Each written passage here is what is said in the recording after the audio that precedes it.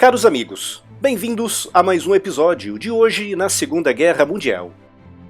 A Segunda Guerra foi um dos eventos mais marcantes e terríveis na história da humanidade, resultando em milhões de mortos nos campos de batalha e até mesmo entre os civis. Mas como essa quantidade verdadeiramente dantesca de corpos era tratada no campo de batalha? Que a Segunda Guerra Mundial foi horrível e brutal, todos nós sabemos, mas algumas batalhas foram especialmente horríveis em termos de mortos e feridos. Por exemplo, na África do Norte, com temperaturas rondando os 45 ou mesmo os 50 graus, ocorreram batalhas que resultaram em milhares de mortos no espaço de pouquíssimos dias. Na primeira batalha de El Alamein, no deserto egípcio, que decorreu entre os dias 1º e 27 de julho de 1942, morreram no campo de batalha mais de 23 mil soldados britânicos, alemães e italianos. Na fase mais terrível dessa batalha, no espaço de apenas 24 horas, mais de 4 mil soldados foram mortos em combate. Julho é uma das épocas mais quentes do ano no Egito, e numa época em que os sacos plásticos para os corpos não existiam e as arcas refrigeradas não estavam disponíveis na frente de combate, como esses corpos eram tratados? Quando um soldado era morto durante o combate, o seu corpo era encostado a um canto até a situação se normalizar, momento no qual era identificado e provisoriamente enterrado. Era realmente importante que o corpo fosse enterrado o mais rapidamente possível para evitar a propagação de doenças, algo que normalmente ocorria no máximo nas primeiras 24 horas após o óbito. O sepultamento podia decorrer em 2 etapas, dependendo da situação na frente de combate.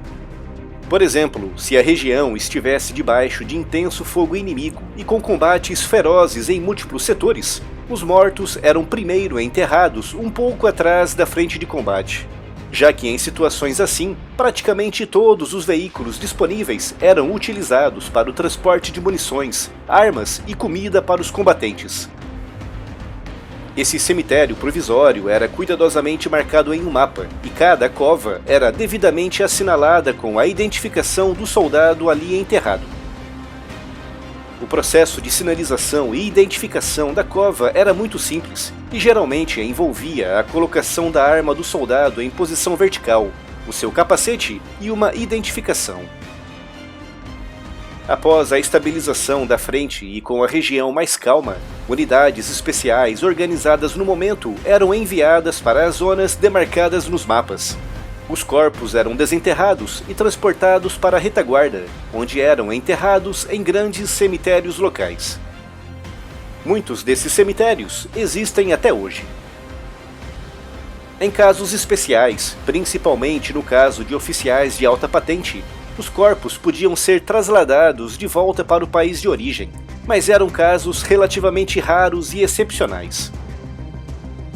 Com os soldados inimigos, passava-se mais ou menos a mesma coisa, já que era muito importante que os corpos fossem devidamente enterrados por questões sanitárias.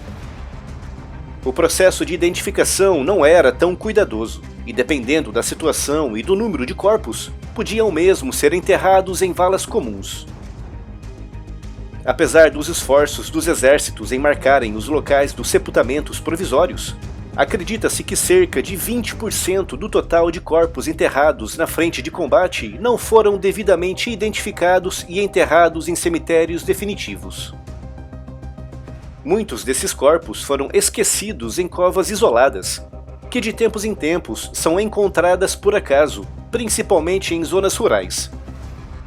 Quando uma cova do tempo da guerra é encontrada, os restos mortais são retirados com todo o cuidado e respeito, com o corpo sendo devidamente enterrado em cemitérios militares, geralmente com toda a pompa e circunstância, mesmo que não seja possível identificar o soldado.